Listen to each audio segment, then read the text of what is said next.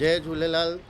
मुंहिंजा सिंधी भाउरो भेणो तव्हांजो तहे दिल सां स्वागत आहे तव्हांजे पंहिंजे सिंधी चैनल सिंध जी आवाज़ में। असांजे सिंधी चैनल इन करे चालू कयो आहे कि त असां पंहिंजे सिंधी भाउर भेणनि सां संबंध ठाहे सघूं सुठा, ऐं पंहिंजे जेके समाज में प्रोग्राम थियनि था, कार्यक्रम थियनि था या कोई समाचार अचनि था, असां तव्हांखे ॿुधाए सघूं। अॼु खां 70 साल पहिरियों सन 1947 में जॾहिं असांजो सिंध पंहिंजो सिंधियुनि जो सिंध हूंदो हुयो, जीअं पंजाबियुनि जो पंजाब आहे, मद्रासियुनि जो मद्रास आहे, गुजरातियुनि जो गुजरात आहे, तीअं असांजो सिंधियुनि जो सिंध हुयो। 1947 जे बंटवारे में असां सभिनीनि सिंधियुनि खे पंहिंजो सिंध छॾे करे सिंध खां असांजे हिते भारत में अचिणो पियो।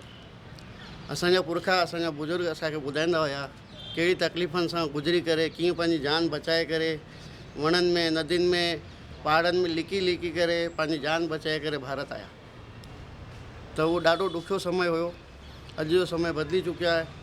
सिंधी सॼो पंहिंजे भारत में, हिंदुस्तान में, बल्कि विदेशनि में बि बसी चुकियो आहे। त अॼु असांजी परिस्थिति आहे जेकी उहा सुठी आहे।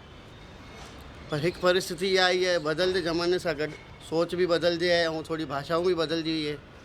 ज़्यादातर माण्हू पंहिंजे घरनि में ॿारनि सां सिंधी नथा ॻाल्हाइनि, हिंदी में था ॻाल्हाइनि या अंग्रेजी में था ॻाल्हाइनि। त असांखे इहा पहल करणी आहे कि असां पंहिंजे ॿारनि सां सिंधी में ॻाल्हाए सघूं। हाणे अॻिते जो कुझु इहो आहे कि असां जेको इहो सिंधी चैनल चालू कयो आहे, तव्हांखे असां इन चैनल में तरह तरह जा समाचार, मनोरंजन जा समाचार ऐं ज्ञानवर्धक ॻाल्हियूं ऐं इलाही सारा टॉपिक खणी ईंदासीं ऐं तव्हांजो असां एंटरटेनमेंट कंदासीं। इन जे अलावा जेके समाज जा जेके प्रोग्राम हूंदा, लोकल कवरेज असां तव्हांखे करे ॿुधाईंदासीं।